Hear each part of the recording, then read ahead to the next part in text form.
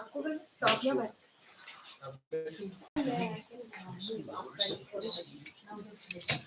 यहाँ से खड़े हो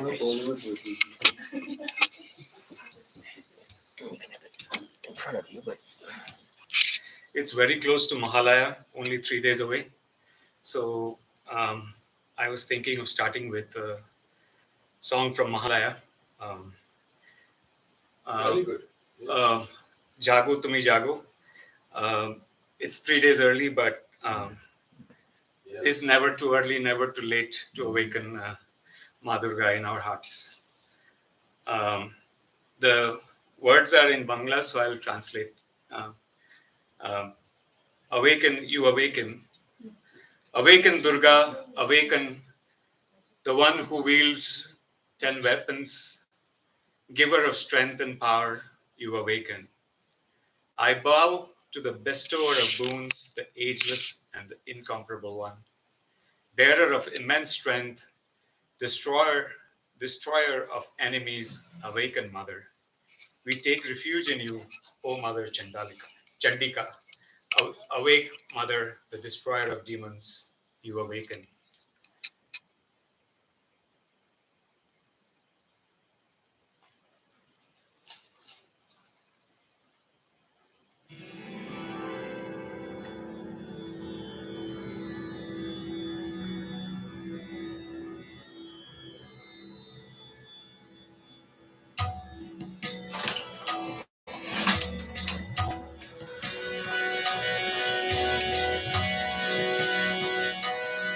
Jago, tumi jago, jago, tumi jago, jago Durga, jago dosho prohurudharini, অভয়া শক্তি বলো প্রদায়িনী তুমি জাগো জাগো তুমি জাগো জাগো দুর্গা জাগো দশ প্রহরণধারিণী অভয়া শক্তি বলো প্রদায়িনী তুমি জাগো জাগো তুমি জাগো প্রণমী বরদা অজরা তুলা প্রণমী বরদা অজরা তুলা বহু বল ধারিণী রিপুদল মারিণী জাগো মা শরণময়ী চণ্ডিকা শঙ্করী জাগো জাগো মা জাগো অসুর বিনাশিনী তুমি জাগো জাগো দুর্গা জাগো দশ প্রহরণধারিণী অভয়া শক্তি বলো প্রদায়িনী তুমি জাগো জাগো তুমি জাগো।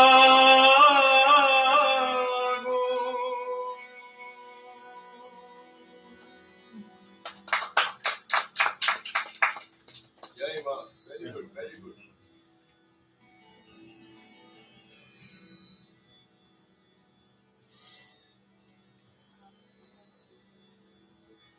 Okay, I'm going to sing this bhajan, which has become a mantra for us because Sri Ramakrishna's holy lips uttered this song at least 6 or 7 times in the gospel. So it is called Mago Anandamai. The full and authentic translation is available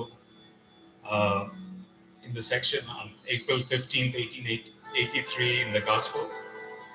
Here's a simple translation in contemporary language, which I have done. I try to avoid thou wouldest. So, so this is a simple translation. O blissful one, dear mother, never deprive me of joy. Save the grace of your feet, my mind knows nothing else. Taking your holy name, O mother, this mortal realm I thought to enter. I never dreamt you would leave me, drowning in the shoreless sea. Day and night I chant Durga's name, yet there is no end to my sorrows. If I die in these depths, none will remain, O beautiful one, to call your name. Mago Anandamoy, Niranandu Korona.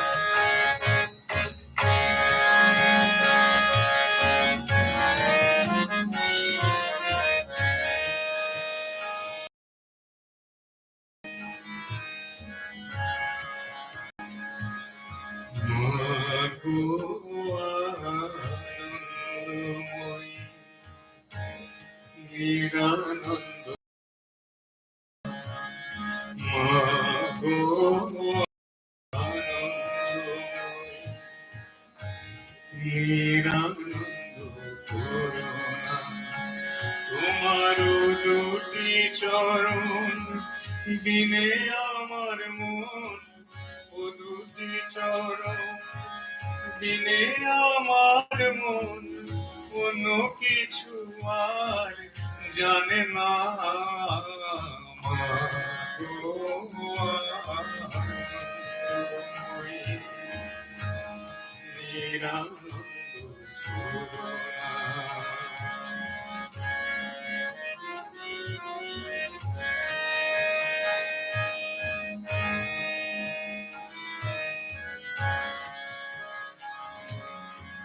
Bhabani বলি ভবে যাব চলে, মনে ছিল এই বাসনা। ভবানী বলি ভবে যাব চলে, মনে ছিল এই বাসনা। অকুল পাথারে ডোবাবে আমারে, অকুল পাথারে ডোবাবে আমারে, স্বপ্নে তা তো জানি না।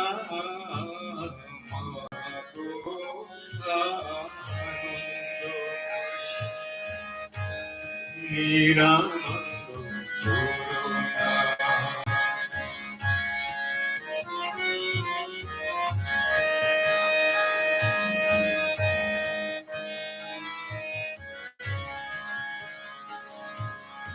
অহরিণী শ্রী দুর্গা নামে ভাসি, দুঃখ রাশি তবু গেল না। অহরিণী শ্রী দুর্গা নামে ভাসি, তবু গেল না। যদি মরি আমি যদি মরি হর সুন্দরী, দুর্গা নাম তো কেউ লবে না।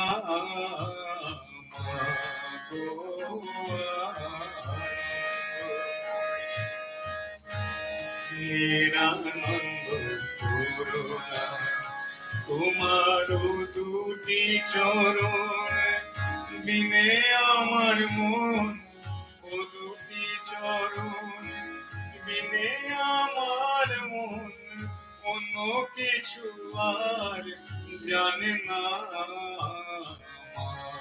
গো আনন্দময়ী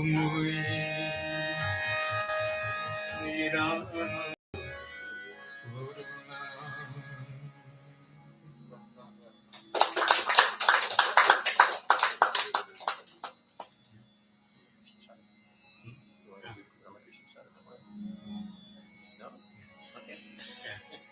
Ram Krishna Sharanam. You play. I will sing. Perfect. Ram Krishna Sharanam. Ram Krishna Sharanam. Ram Krishna Sharanam. Sharanam Ram Krishna Sharanam. Ram Krishna Sharanam. Ram Krishna Sharanam.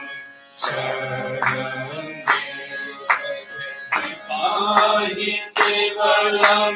Kripahi Kevalam. Kripahi Kevalam.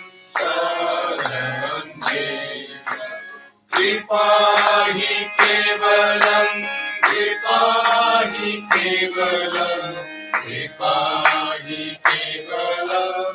Sharanam Jai Jai Ram Krishna Sharanam. Ram Krishna Sharanam. Ram Krishna Sharanam. Sharanam Ram Krishna Sharanam. Ram Krishna Sharanam. Ram Krishna Sharanam. Sharanam Namo Shri Gurave. Namo Shri Gurave. Namo Shri Gurave. Namo Namo.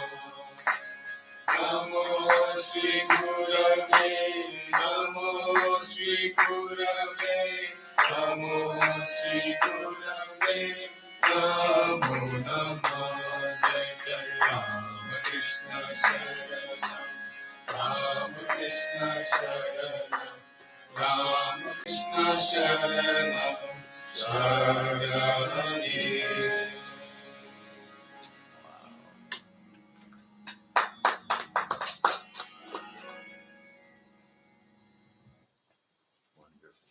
Thank you so much. Thank you, Leader. Thank you. So appreciate it.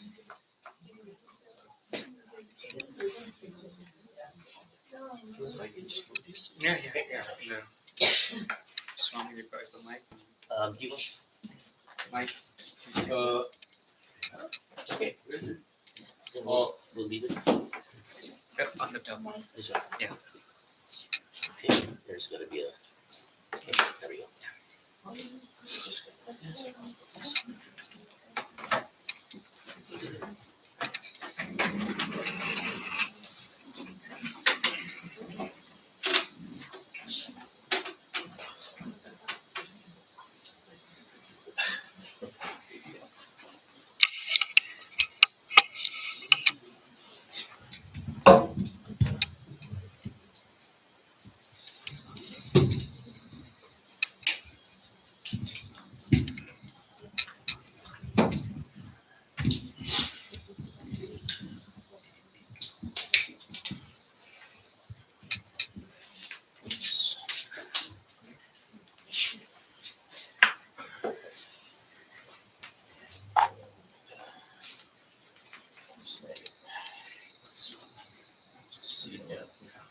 See how it's just set up here. You might have a better take on that than me. So,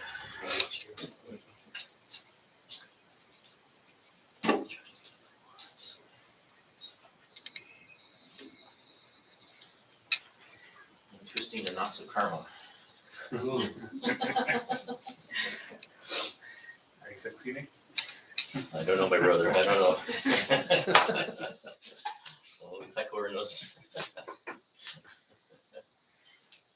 It's okay. Yeah. And, yeah, I think Maharaj has a way to get in from there.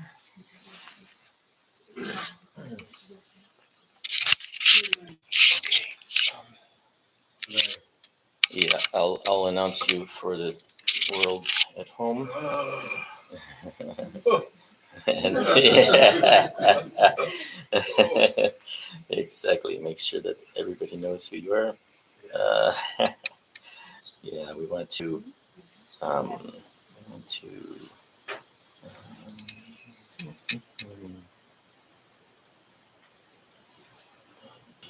What's this? Okay, so we were. Yeah, please. If you want to go behind there, we'll try to set up the microphone a little better for you. We want to really welcome Swami Satyamayanandaji, the head of the West Washington Vedanta Center, and he's kindly come all this way for 2 days, today and tomorrow. The mystery of existence is his topic today, and tomorrow your topic is the intelligent universe. I'm glad universe is intelligent, because I don't know about this right now. But thank you so much, Maharaj, and thank you all for coming. Please, Maharaj.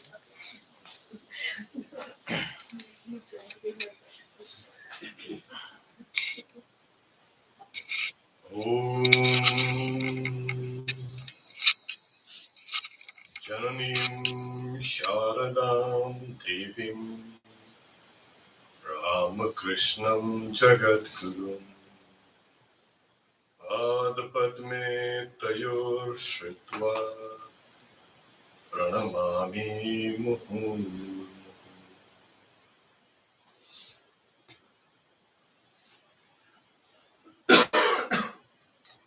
Mystery of existence. Something. Why? There is no mystery. We are there. We exist. Who can doubt their existence? But, yeah, search a little and then you have doubts. For instance, you go to sleep. And then what happens? You're not there. And when you wake up, you start doubting things. If you don't doubt, then it's okay. You'll go to life without. What existence is? I exist. And what about everything else?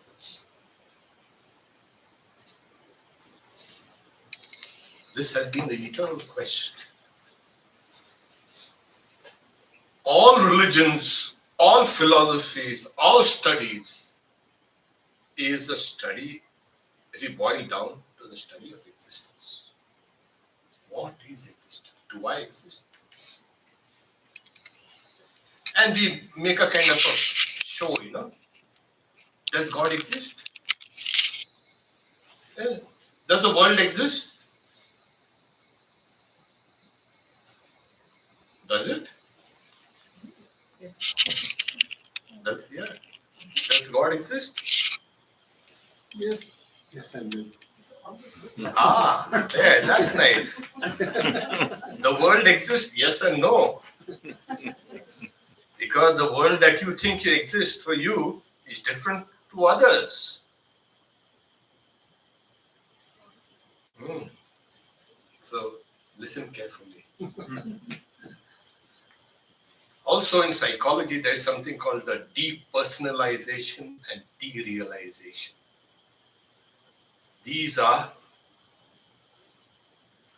psychological states where one feels one is looking at oneself from outside the body. And derealization is everything seems unreal. Take a glass of whiskey and then you know. Existence and everything becomes unreal. So this is just one of those things. So it's one of those eternal questions. The Buddhists were very clear. Nothing. There's no existence at all. What are you talking about existence? There is no existence.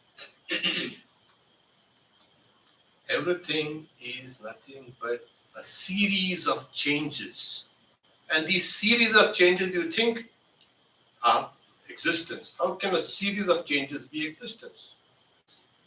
Then when you come to Vedanta, Vedanta is very nice. It speaks about the illusoriness of existence, or the transcendence of existence. It's not there. Science is trying with all its kind of instruments and has been trying to understand existence, and it has got itself into a loop of we found the fundamental particles of nature, and then it found that it's not fundamental at all. And deeper and deeper and deeper and deeper. What exists? So if the I does not exist, there's no existence at all. So this has been the eternal mystery of existence. So our life itself is a journey of self-discovery.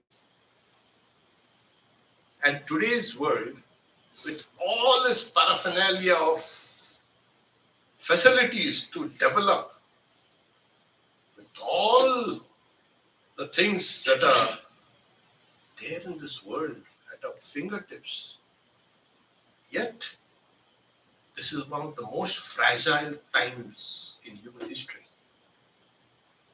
People are going crazy. People have a psychological problem. They have anxiety, depression, crazy. Is a socially developed country or a society more fragile? If you look at people in a conflict zone,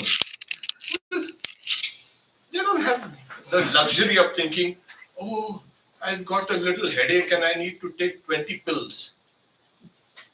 Oh, they are fighting for survival. So their idea of existence is different. And when you pass away, do you exist? So your existence is this much. Nothing. I exist. Wait for a while. And then we'll see. Then you doubt, oh my God, I don't know. Who can say what's beyond? Nobody. And in the Upanishads, that's the story of Nachiketa. He goes to the house of Yama. You know, Yama is a god of death. He's a nice guy. Oh yeah. It's called Dharma. So the boy goes and saying, Ye yam prete vichikitsa mansi. There is this doubt, eternal doubt. When a man dies, some say he exists. Some say he does not. You tell me, because you know the mystery. Even Nachiketa. And what did Yama do? So, no. You're a young boy. Even the gods were confused about what is existence. It's very subtle and difficult to grasp. But I want to know this. And then the whole Upanishad starts.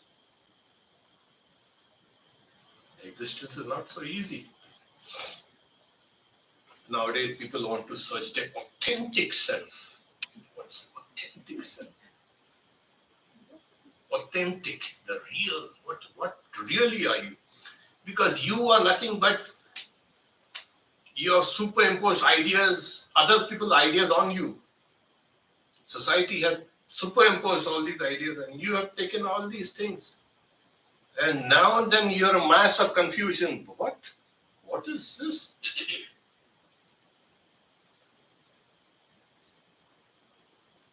So people also have been like, I exist. Take a psychedelic and see what happens. It's called a mind expanding cell drugs.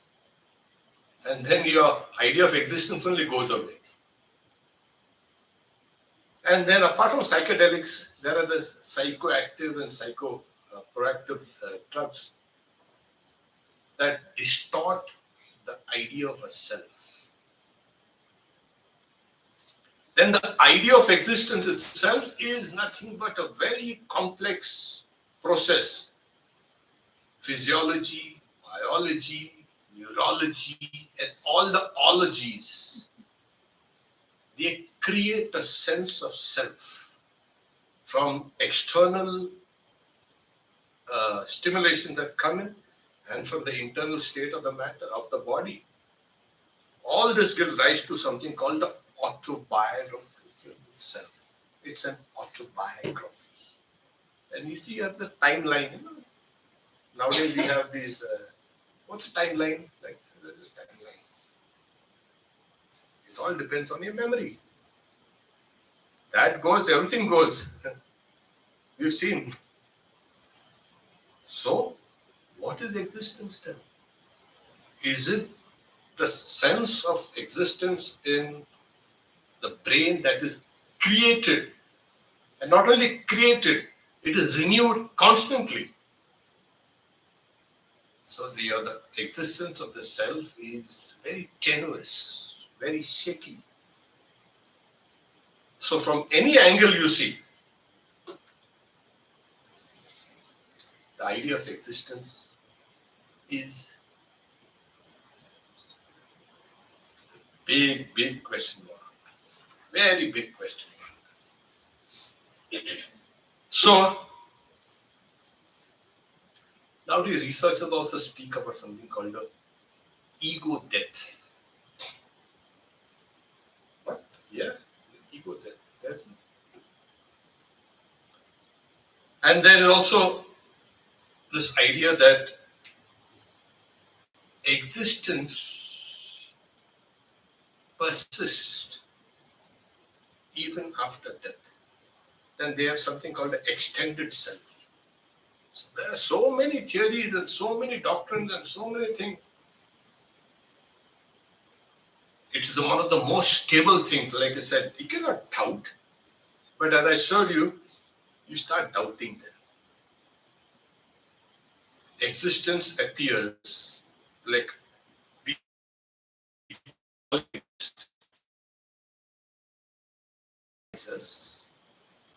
and we know it. Oh, I exist. At the same time, we don't know it. Yes, very strange. You can grasp it, yet ungraspable. It is real, yet it is unreal.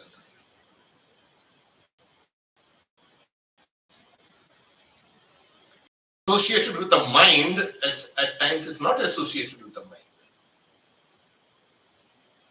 Oh yes. So it's foundational, and yet it has no foundation.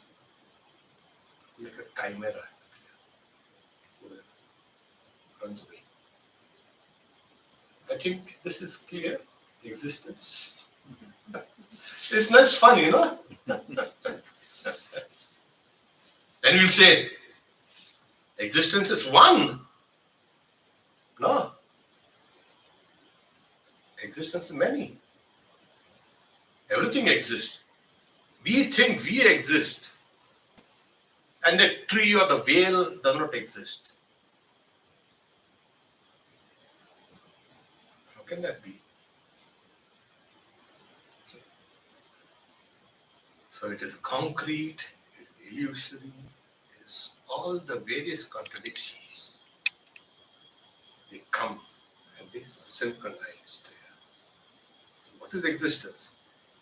It is here and not here. It is in a way bondage. At the same time, you feel so liberated. When you go out and, thank God I exist.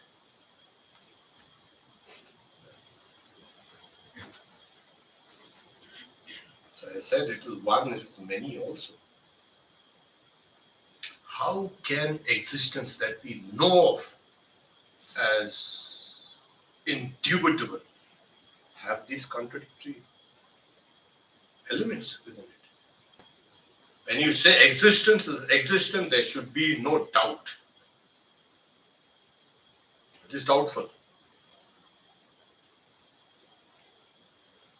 So it's individual. At the same time, it is universal. So it's a non-mystical entity, and yet very mystical. So it is a subject, and also it's an object. It appears and also disappears. See the great fun. You think this Maya that has been created is so easy. Everybody is dancing at their own tune. Nobody knows it. Everybody thinks, Sri Ramakrishna says, my watch alone is right. But Sri Ramakrishna says, oh mother, but nobody's watch is right. Everybody wants their watch to be right, and everybody should run according to their watches. So it is true, and yet it is not true. Existence. What is this? There is. Does this exist? Yes, you will say. This podium, does it exist? Of course it exists. Now you do your vichar. You start analyzing it. Even from the scientific standpoint, and you'll find there's no existence. This was a tree a few years ago. Now it's a podium. And later it will go into something else. What is it? It's transformation. That which transforms cannot be real. As Bhagavan Buddha says, everything is momentary, kshanik. Not only that, he goes further and says, everything is shunya. Everything is emptiness. Now, these were not ordinary people. These were people who moved nations and the world. When they say these things, everything is a combination, and it will go and decompose. Existence, we feel existent, it's a combination, composition of many things. Your body, your senses, your mind, your external objects are coming and going, your memories, your emotions, your intellect, everything it's a mixture. This is a composition.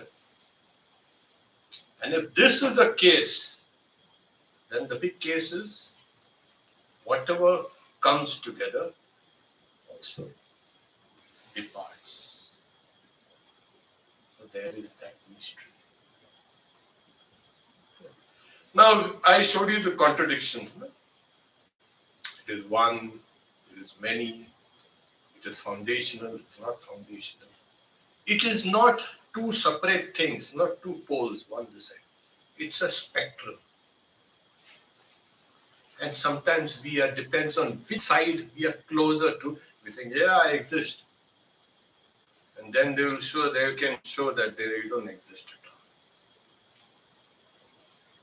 So that's why the religions and all these philosophies have been trying to understand. Is there a God?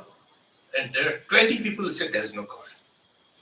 then 50 people will say that there is no God, there is no God. One person comes saying there is a God. So, like I said, I was showing you what your individual existence is. Does the world exist? Yes, the world will exist. It is existing. And you will see what you think is great for me. This earth, the huge earth, is just a speck of dust floating in the sky. It's called the pale blue dot. Yeah. So when the Voyager spacecraft, unmanned spacecraft, was leaving, they're almost leaving then the known, you can say, solar system. It turned back one last moment and took a picture. And you know what Earth looks like? Carl Sagan says, like a pale blue dot. Yes. And in this pale blue dot, he says, kings and emperors have come, generals have come, priests and philosophers, they have come and they have gone.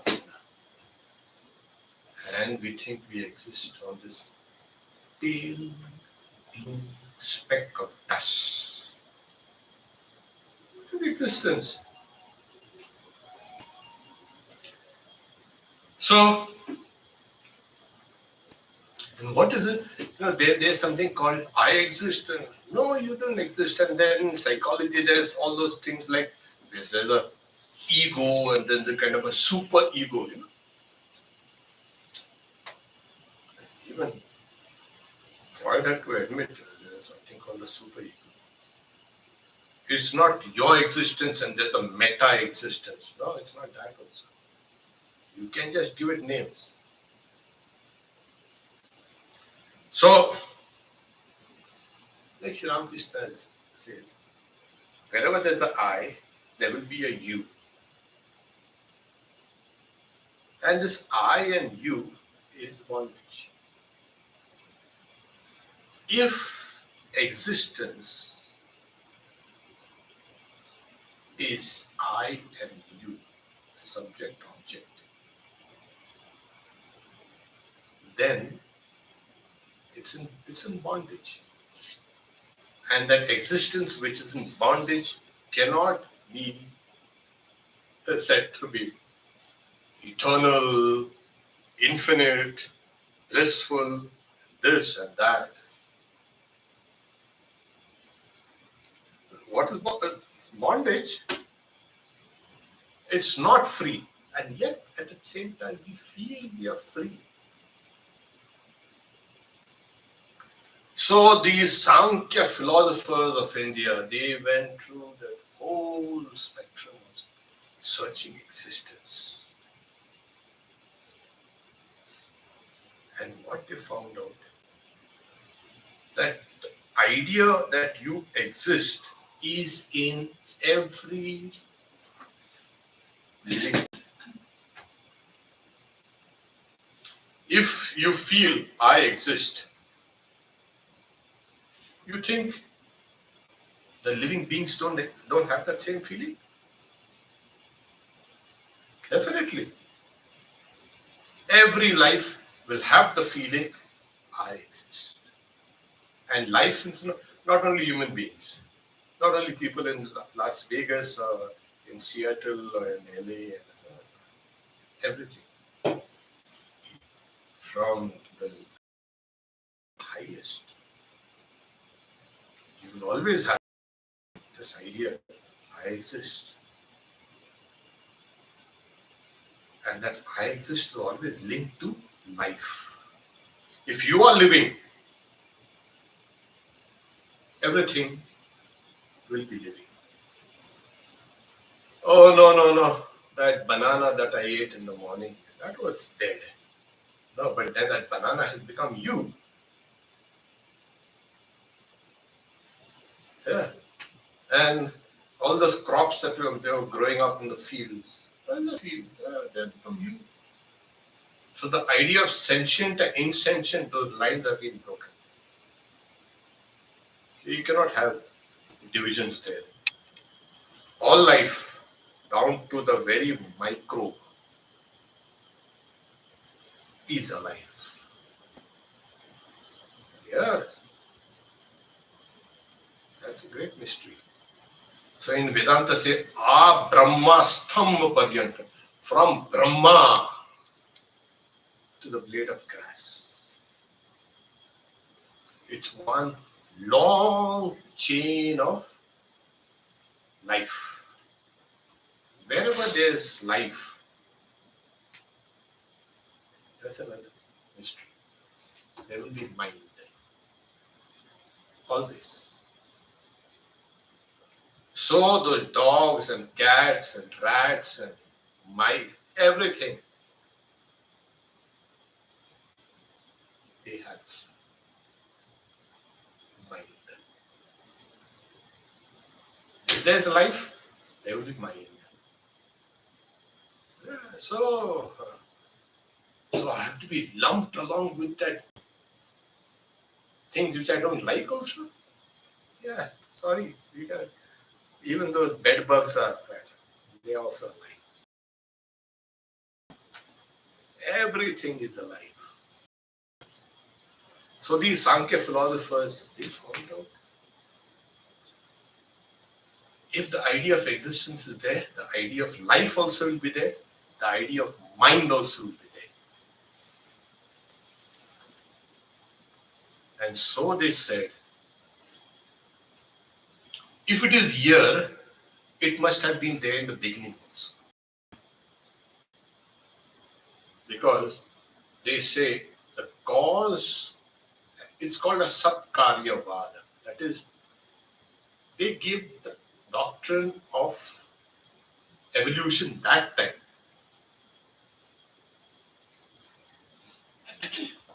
So the cause transforms itself into an effect. And the effect then becomes a cause in its turn and gives another effect. So what we are seeing is a series of cause, effect, cause, effect, cause, effect, cause, effect. This is the doctrine of causation. It's an essential doctrine of all science, everything. Everything is cause. You are the cause. This is the cause. This is the cause. And this in turn will become the effect, and then this will become a cause of something else. Nothing exists independently. There is no independent existence. Everything is but Satkaryavada. It's all evolution. So where has all these things come? From evolution. Everything has evolved. And Darwin and Wallace and all, they gave the doctrine of evolution now. It was long time there, back in India. That everything starts with a germ. Saying the whole tree which is there was in the seed. They saw it. And where does that seed comes from? From another tree, a parent tree. It gives rise to that seed, and that seed becomes the parent of a tree, and everything goes out, expands, goes back into a seed. You, me, everybody has gone through these cycles. The whole existence is going through various cycles, and they took the biggest cycle of this, like the sun rises, sets. Okay, it's a cycle. There's a season changing. Oh, it's so hot. Jeff is saying it's very hot. Seattle. Seasons, mountains become kind of, you can say, flat land, and then slowly that flat land becomes a mountain. The whole thing is going on and on and on. From seed it rises, grows, expands, decays and goes back. They saw these things and they called it kalpas. One cycle. And everything in your life follows that kalpa. One cell grows, it lives for some time. Before it dies, it gives rise to another cell. Everything from the smallest, you have the cyclic nature of life.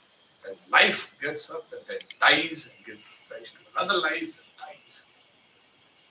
Everything in nature mimics this. If this is the law in nature, then it has to be the very foundation of life at the beginning. So this is what they say. Now, I said something about the cell. You are, I exist. That's a good thing. We also love to say, I exist. But there are individual cells that are really individual. If you take one cell from you and keep it to the side, it will keep on living. Put it in with some nutrients in a petri dish, it will keep on living separately. This was a part of you and it went and separately is living. So you are a collection of many living things. It's very funny. And then nowadays we are talking about, all diseases are because of that disturbance in the microbiome. And there are more germs, helpful bacteria and all these things, than the cells in the body. They also have their own individual existence. So who is this I exist? They are saying I exist. If you go and ask them, perfectly I exist. You ask them that bacteria there, I exist. So who is it saying that I exist, I exist, I exist? The whole thing is a contradiction. So, as I said, we are an aggregate of, like we are an aggregate of so many lives. And even mind, suppose you want to kill that bacteria in the petri dish, it will try to escape. Oh yeah, you tried? So is that life separate from me? It was part of me, no, it's separate. Something gives the idea of coherence. Even separate things. So this whole world is nothing but a mixture of many things together. That's why they say, don't go and criticize everything, don't go and destroy anything, don't spoil anything. Because that also is a part of your own existence. So in the Sankhya philosophy,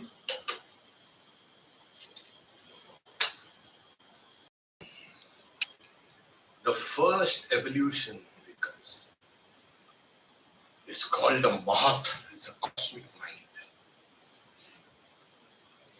And in that cosmic mind, the second evolution of that cosmic mind is the Ahankara, the Asmita, the I, the universal I.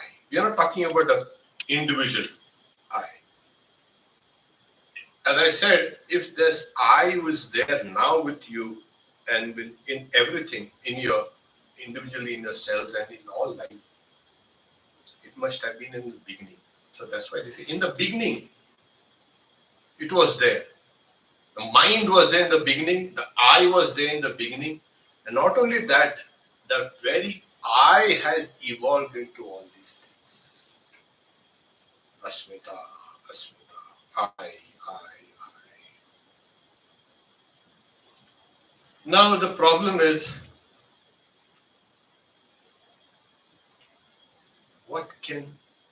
I have feeling I can do this, I can do that, I can do this. But that itself is a kind of an illusion.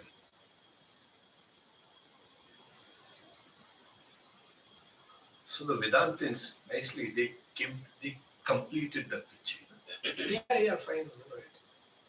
So consciousness and so-called Prakriti comes together. It's called a Sanyoga. And everything then becomes conscious. The I becomes conscious. The mind becomes conscious. Everything else. And from the I has evolved all these other Pancha Gyanendriya, Pancha Karmendriya, Pancha Mahabhut, all the sense organs, everything. So it is from the I, the existence has come, this whole. Now we say, okay, we can understand this. I have this I. And I look at the I, my I. There will come a time if you can see in your own I, in your own existence, the universal I, then you have understood existence. That is, in Hindi they sing, Bindu mein Sindhu. When you take a drop of water, and if you can see the Pacific Ocean and the Atlantic Ocean and the Indian Ocean and all the oceans in it, then you have understood existence. Not before that. Swamiji one time, he was in the Himalayas, he was in Almora. And he was meditating. And after he finished meditation, he writes in his diary. He tells his Guru Bhai, Swami Akhandananda was there. Here under this peepal tree, one of my greatest problems has been solved. What is this solved? He had attained the highest. Sri Ramakrishna had given him the highest. And what was the big problem he had and he solved him? He said, I have seen the universe in an atom. And he says, the microcosm and the macrocosm are built on the same plan. Like Shiva is embraced by Kali, or like the word is always associated with the meaning, the Shabda and Artha. You see, when you cannot say, what I'm doing is nothing but just making sounds. And we have agreed on these sounds mean this. That's a different doctrine. As we've discussed by Bhartrihari in Vachyapadika, how the idea of meaning is joined to words. What are words? Just sounds. And we put the meanings attached to it. So like every sound has a meaning, so every individual is joined to the universe. So when you say, I exist,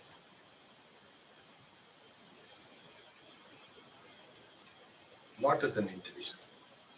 You have to exist as a universal, the entirety. And then Vedanta, as I said, Vedanta comes in. This whole thing existence is the existence of God. Like Swamiji saw the universe vibrating in an atom. So in this individual I is the I existence of God.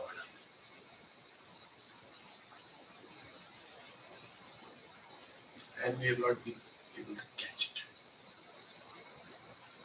So you see, the mystery has solved. In individual existence and in every existence everywhere in this world, anywhere,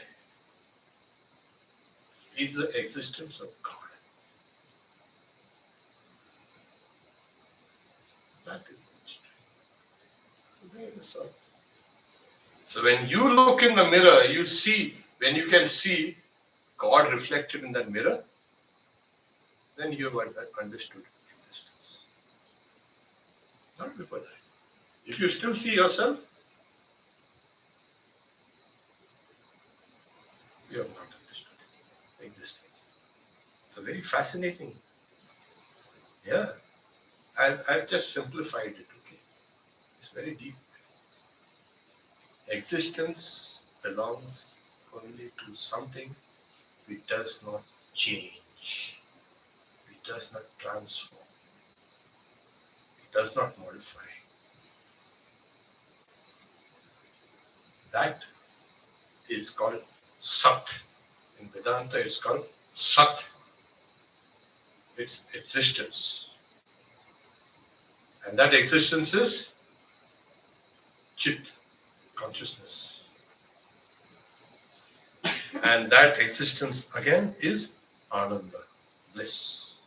That's why it's called Sat, Chit, Ananda. Existence, consciousness, bliss. They are not three things. Sat is Chit and that is Ananda. So it's an intrinsic nature of existence. That's why you feel, that is why you feel, I exist. It's because the existence of God. I am conscious, no doubt about it. But that's the consciousness of God. Yeah. And now we had a puja, then we'll have prasad and this and that. And so much. We'll be happy when we start eating. Of course, the happiness, the bliss.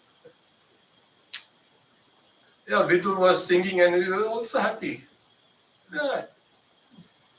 It is like that. We find the happiness. People have been searching happiness. Yeah. And we are in Las Vegas, you know where people are going to search happiness.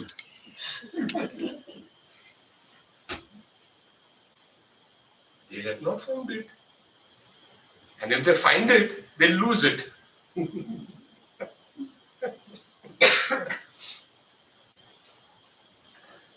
So, happiness is in God.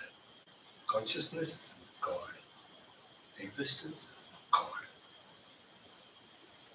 And if you still think that I exist, there are life forms that only appear for a few minutes, sometimes for a few days, sometimes for a few seconds. So when you go and see, we live on the Pacific coast, a little far away, huge Pacific Ocean. When you see that, you don't see actually the Pacific Ocean, you see only one layer of that, the waves. Have you seen the Pacific Ocean? Yeah, I saw. You're seeing the Pacific Ocean. You're seeing the waves. So your individual existing, you're seeing only that individual existence. The waves are coming and going, coming and going. But the ocean, then you turn the other side. The waves are nothing but water only. So that's all the whole thing. So what's the mystery? Nothing.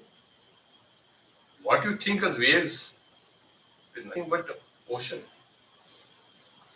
So we have forgotten that there is a universal existence called reality or Sat and Chit and Ananda.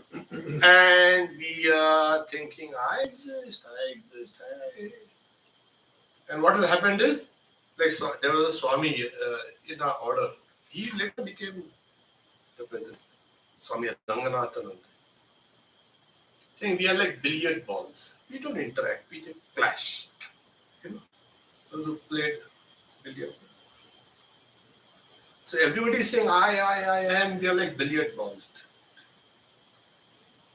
We don't enter into each other. Because this my existence has become crystallized with all false values of separateness. That has created this mystery. When you see, even you don't need huge spiritual realization. If you just become aware of things around you, it will do us great good. We will not go and, I tell people, so, doctrine of karma. We are using plastics and then we're throwing it out. And that plastic bag comes back to me. Through water, through food, through air, it's coming to me. So, what? I never did that. You did that. 2 years ago, you had thrown a plastic bag. You remember? No, I had sent it for recycling. Only 5 or 10% is recycled. The rest of it all. So, karma is like that. We are doing something and it's coming back to us in a different form. We don't even know. It has come and taken care of us. Now that plastics are found everywhere. Now we have become plastic beings. Even in babies they have found plastics. So great. So yeah, who is destroying all these things? Not me. Oh, you did it. So we will become careful about living, about existence. We will be taken care of. If your life is precious for you, your life will be precious for others also. Don't think, that life is useless. Because your life depends on their life, their life depends on your life. Like I showed, there's so many things in the body, your existence depends on their life. Why not? So the entire world's life depends on each and everything. On all life. This is the unity that Vedanta brings. Nobody has till now had bought in all these things. And now science is kind of trying to say, yes, thousands and thousands of years. I don't know how far, 3,000, 4,000, 5,000 years ago, they had spoken of all these great things. And we are just ignorant about all these things. So here we are. There is only one existence, and this one existence is appearing as many. Yes, this is the conclusion of Vedanta. It is the one which is existing as the many. If you can see the one, and as the Kathopanishad says, Nityo Nityanam Chetanas Chetanam. It's a long word. Eternal peace belongs to him who sees the eternal in the non-eternal, the consciousness in the unconscious. And to him belongs eternal peace, and to none else, none else. The existence, when you feel the existence, you must become free. We started off, do you exist? Yes, I exist. But your existence is a bound existence. When you really feel existence, you will feel free. What a liberating thought. This is Vedanta. This is the, like Sri Ramakrishna says, no? Ami morile jute be chanja. When I die, when I is dead, all troubles are over. So religions have given various ways. Go and surrender sarva dharman parityajya. Mamekam sharanam vraja. You give up all types of work and all that. Come and surrender. Ham tva sarva papika. I will lift you up from all sins. Don't grieve. Every system of ethics is trying to break this I. Yes. You say, not I, thou. Every system of ethics in all religions, they are trying to break this I. They break this very existence of yours. And when you break it, then you find the real thing. This has been the search. Because you say, oh, love thy neighbor as thyself. Do good to others. Think of others as your own extended self. Do unto them what you would expect them to do to you. All these systems are the same. Why do you want to love others? Oh, I love because I feel good. You want to extend yourself. And this existence, when this I is overtaken by the feeling of love for everybody, this is a concrete way to experience oneness with God. This is the mystery. It's love. In this human world. So, case closed. Problem solved. Om Shanti Shanti Shanti Hari Om Tat Sat Sri Ram Krishna. We do have some questions from online, and maybe, did you want to take questions, Maharaj? Oh, yes. Sure. I'll read this one, and then maybe you guys can, they've been patiently waiting. This is the first one. Where was I before the day I was born into this world? Is that the place where I will return after my body dies? Big question. This I that was born, it had a kind of a diffuse sense of I. And as it kept on growing and growing, it starts crystallizing your personality. When you were born, your entire I was dependent on the I of the mother. And that was, then slowly you become separate. And the more you become separate, the more trouble starts. You notice? Yeah. The more you develop the sense of I, the more trouble is there.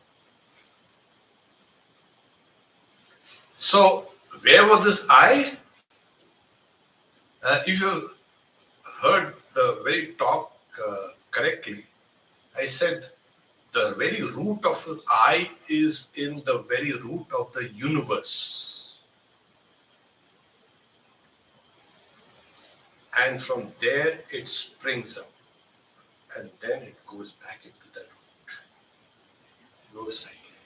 But if you are the individual life, if you think where was this I which it came up and then where will it go? You are thinking only in terms of your body. And Vedanta says there's so many bodies, we have taken so many bodies. Like we go to the beautiful shops and they're saying, oh, that is a nice sari I would like to have. Then you buy that and you wear that. and the old one is. So bodies keep on changing. The sense of self, I, is in the body, which is an autobiographical self. The sense of I is also in the mind, in the Sukshma Sharira.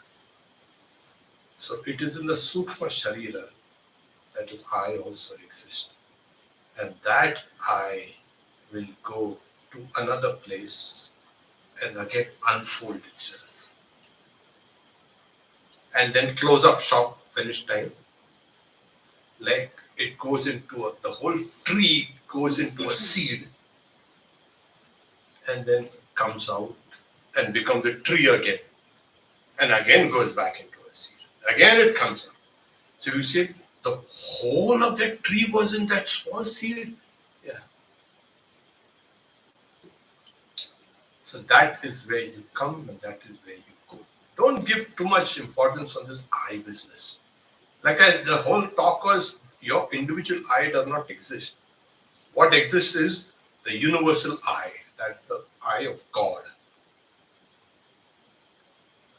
Once you understand this, I come from God, I go back to God. That is liberation. We just think that we are the body, that the body is constantly changing. So here you're nice and sitting quietly, you will go and then there might be a road rage.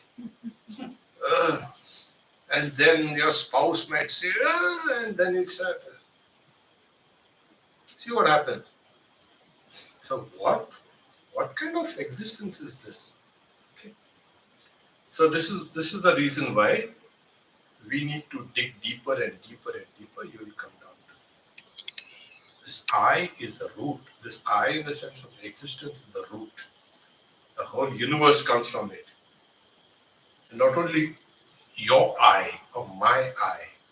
This your I, my I, our I is linked to all the life. Everything that is life, everything that is mind is linked to that. So individually we cannot exist. Collectively we can exist. Okay. I think that is clear. I give a little philosophy. I don't want to give simple answers. Isn't that your job? Questions from the live audience here before we continue, please. Nobody, they are afraid now. No, I think we can't ask questions because we don't exist. The question also don't exist. We're not sure about questions. We're not sure if they exist right now, so they're not sure. Yeah, you see, madam, I exist. Now she has doubts about it. So questions would be not true. But go ahead, ask questions. It's more fun when you ask questions. Please, go ahead. So, like I said, it is there, it is not there. Maharaj, you've used Go ahead. You've used a lot of Buddhist thoughts and theories. Not a lot. I gave a little of Like, for example, Shanika Vigyanvada. Nagarjuna says that if things don't exist because they come from something else, right? By itself, It is called Pratitya Samutpada. samadhi. But where does Vedanta fit? Where's the meeting point between Vedantic thought and Buddhistic thought? Vedanta transcends this. That Pratitya Samutpada, dependent or codependent origination, that we say it's Maya. Right. Yeah. We say that's Prakriti. That is, you are thinking about that, that's okay. You go over it. We've dismissed the whole thing as Maya. And you also say that is changing, is constantly changing, and that is unreal. We also say the same thing. But what you think about as Pratitya Samutpada, codependent origination, as not real, yeah, we also say the same thing. But we call that Maya, not reality. And they are saying, what's reality? We cannot say what it is. It's a nirvana. When all changes stop. But we say, there is something called Brahman. So there were 30 schools of Yes. Buddhism when Buddha died. Everybody, and in India, everybody they like to think on their own. Why should I agree with you? No, I'll have my own thing. Because there was religious freedom. There's a chapter in the Gospel where Swamiji is talking to M, I believe, on Buddha. And he said Yeah. that he was atheist. And Thakur jumps in Why and said, atheist? why do you think he's atheist? He didn't know. He didn't He couldn't express he it. couldn't express it. You cannot express that, Yes. which is beyond speech and mind. So, and nobody has been able to say clear. Only the rishis have given indications. So if you say things, then it is knowable. It is limited by the mind. So he's saying Buddha means bodha. The buddhi, he has understood it, realized it. So you call Maya the temporal world, right? What is born and dies. Temporal, is that what you call Maya? It's not a temporal, like you said, time and also space. Temporal, spatial. Manifest world. So when you said there's something called the temporal world, there's temporal, there's spatial, and wherever there's time and space, there is a law of causation. The idea of succession comes. See, when you say time, 1 second or 2 seconds, whatever, how do you measure time? You have to have some measurement. It's temporary. Everything in the manifest world is temporary. Exactly. So when you say temporary, means you have to measure that. There has to be a measurement. And these guys came with those measurements. Like a blink of an eye, and something changes, and another blink of an eye. The smallest. The smallest change that can be imagined, they said it is a second. Just take that. Like it was decided that there's a second and 60. Depends on like temporality, change. It's a modification. If there's no modification, there's no change. So these are Buddhistic arguments and even Vedantic arguments. Suppose you say, this has changed. You say no, but actually you have not been able to perceive that very fine change. It has changed. Atoms have left it or atoms have come inside. So that's temporality. That is impermanent.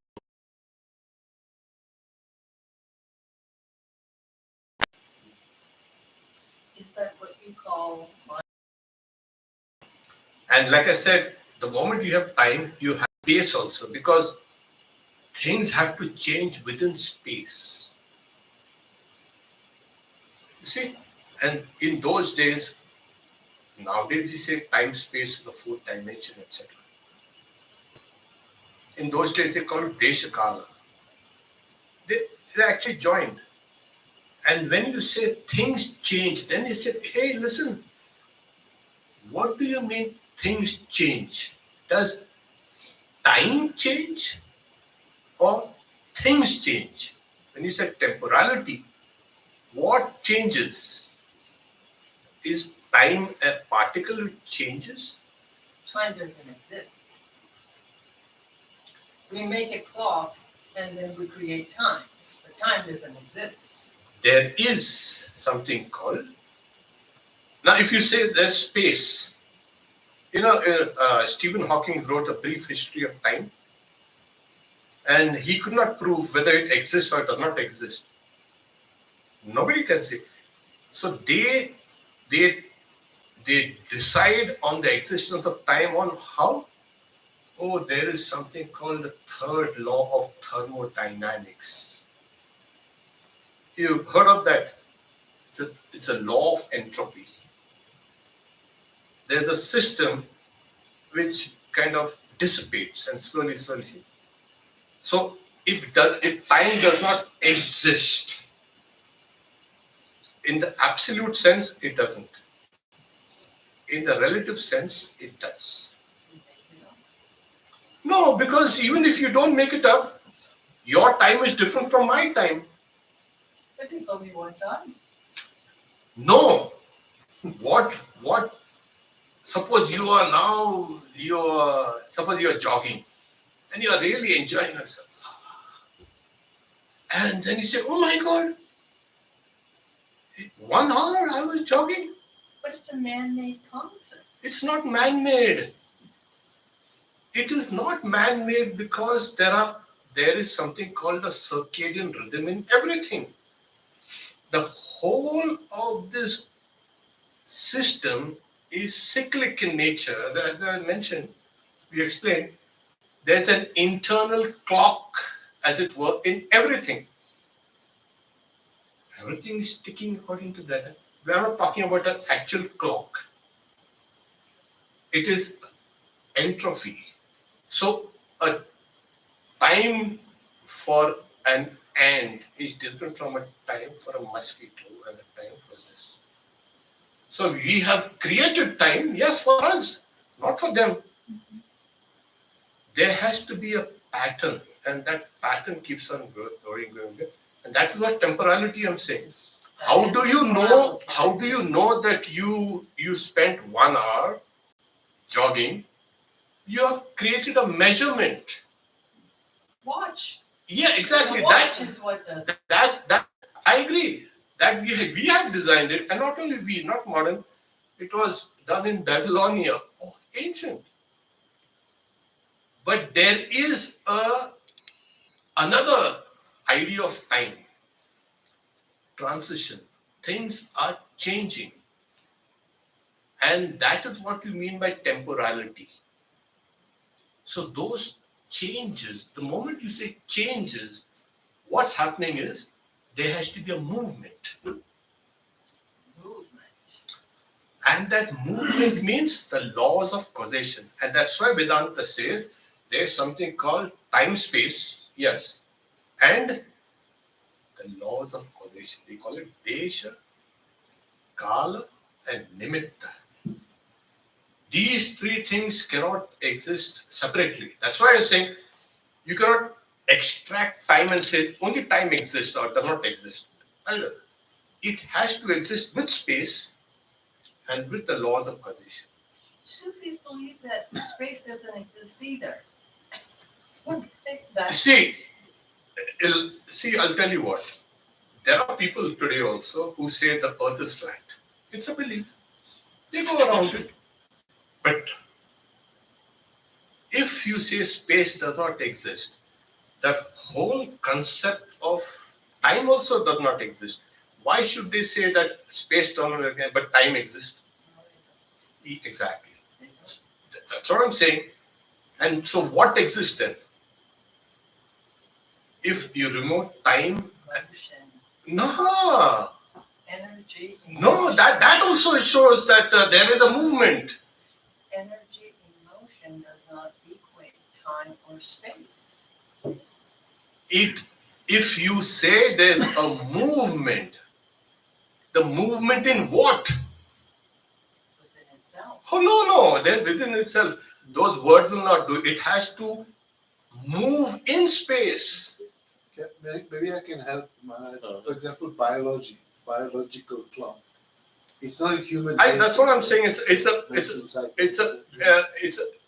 Like Everything has a kind of a clock with so that I call it circadian rhythm, biological clock. exactly. But like I said, it's a good question. Movement within itself is a contradiction because movement means going from A to B to C. This is a hypothetical A to B to C. Okay. So when you move, the energy is moving. It is movement. And that movement means a change. And the change means there has to be space. Yes. Whatever you say. And it's not only Vedanta, this is common sense also. You know, Well, physicists do believe that the universe has a way of bending in itself, It's So- curved and it's expanding. but it can also bend on itself so that movement from It point does not. A to point B can be instantaneous rather than take 100 million years.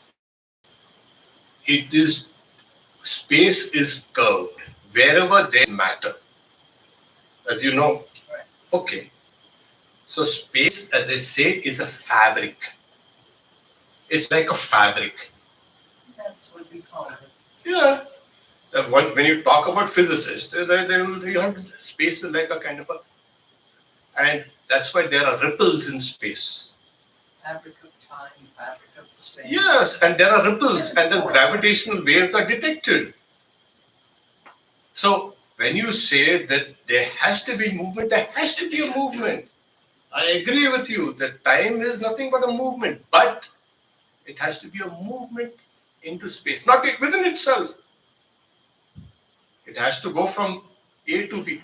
It says, yeah, this is time A, this is time B, this is time C, this is time D. That's what you can say. So there is, on the absolute level, there is no change, no modification at all. That is what the reality, they say, is a Brahman, where there is no time, there is no space, and there is no motion. There is no laws of causation. That is the reality.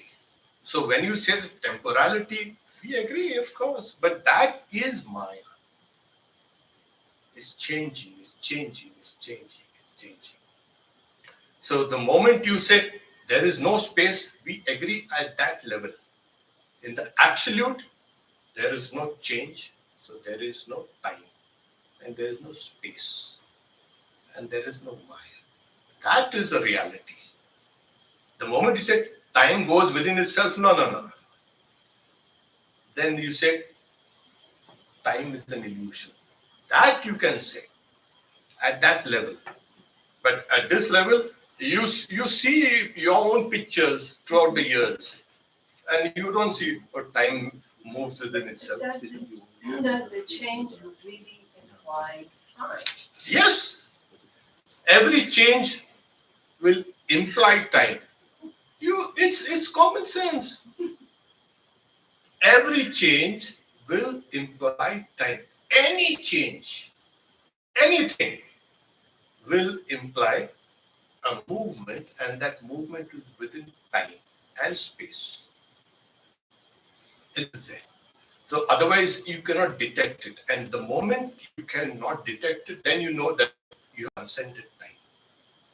Where there is no movement, there is no time, there is no space, there is no causation. That is the reality called Brahman. The moment you have time, and you say there's time, there has to be a movement. So in Vedanta, is called as say these three things are together. Desha, Kala, Nimitta. Time, space, causation is Maya. And how do they explain Maya? Like, everything that has name, everything that has form has got this. So movement, it has to, a movement, it's a name. And it has a form, a movement. You remove the ideas of movement, then you remove the ideas of time, then you remove the ideas of temporality also.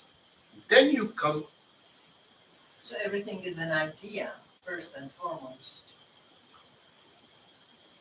if you look at it like that, but then you have gone to, again, even an idea is within the realms of time, space, and causation. You have one idea, then you have a second idea, and the third idea, and the fourth idea. But shouldn't there be an idea first before then the concepts of time and space come to existence? When you say idea, it means a thought. Exactly. So wherever there's a thought, there is a mind. Of course. You have to, and mind is within time-space causation. It's not just matter. Mind is. Yes, in Matter time, is space, and time. causation. Not in, mind is. Mind is within The other is in the mind, I'm saying. the laws of nature work here and they works in the mind. So the mind is within the laws of causation and it creates the laws of causation, time, space, and causation. So reality has to transcend even thought and ideas. Where there is no thought, no ideas, no time, no space. That is the reality. That's consciousness? Yes, you call it consciousness, or you call it existence, or you call it bliss, or whatever. So the moment you say idea, it's a thought, and the thought moves. It's not just okay, the mind and it has to. So the moment it moves, it's moving from one idea to the another. So we in Vedanta will say, you better transcend even the mind. Existence cannot depend on the mind. It has to transcend the mind. So these laws of time, space, and causation are universal. They make up Maya. And then we go beyond that. So even beyond the idea level, there's a level that's called a causal, Karana Sharira. You have to transcend even that and go beyond. There, the idea of subject and object disappears. And when it disappears, it's over. Didn't Swami Vivekananda argue that even the Maya was real within its own sphere?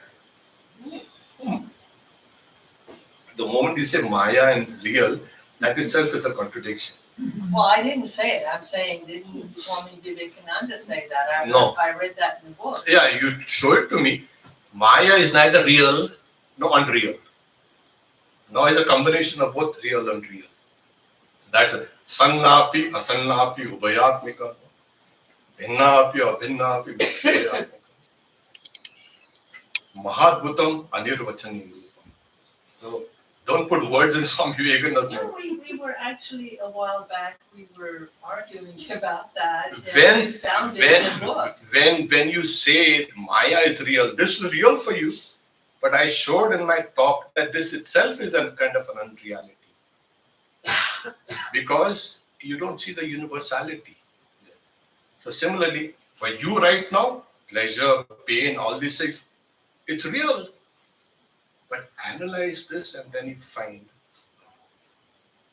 it's disappearing, it's vanishing. That is what is called. So there are three, this morning we are discussing, there are three levels. There is one, the transactional level, Vyavaharika. Then there's the illusory, Pratibhasika.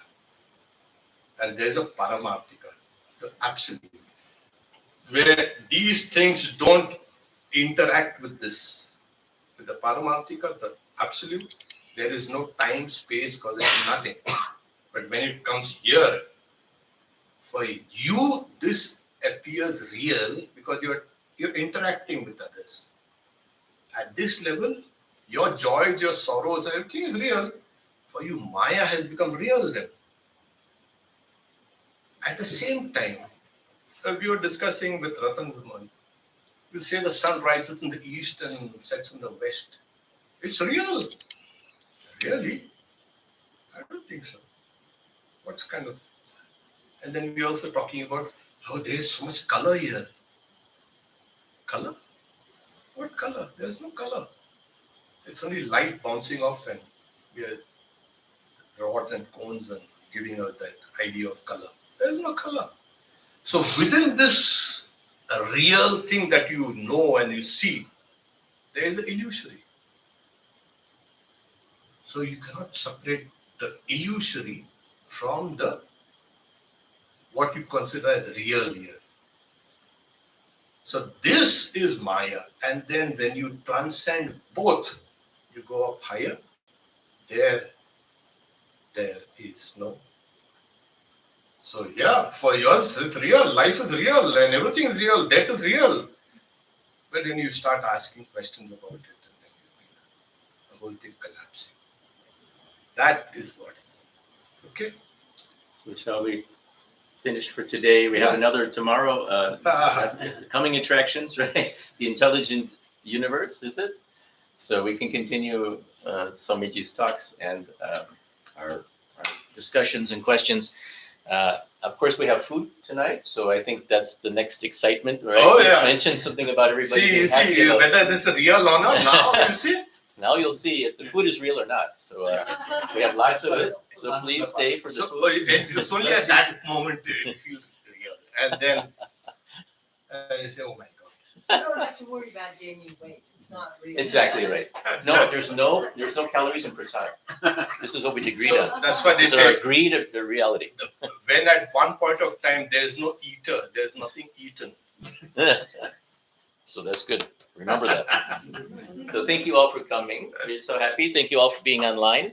If we didn't get your questions, we'll continue tomorrow. So join us again. Same bat channel, same bat time. Remember this in these old TV shows. 4 p.m. we have puja and arti and so on. And 5 p.m. Maharaj's talk continues. Thank you all so much. And remember, we have Swami Satyamayanandaji coming in October 18th, 19th, 20th. So Okay, coming attractions. I'll chant. Om Shanti Shanti Shanti Hari Om Tat Sat Sri Ram Krishna Arpanamastu. Okay, thank you all. Goodbye online.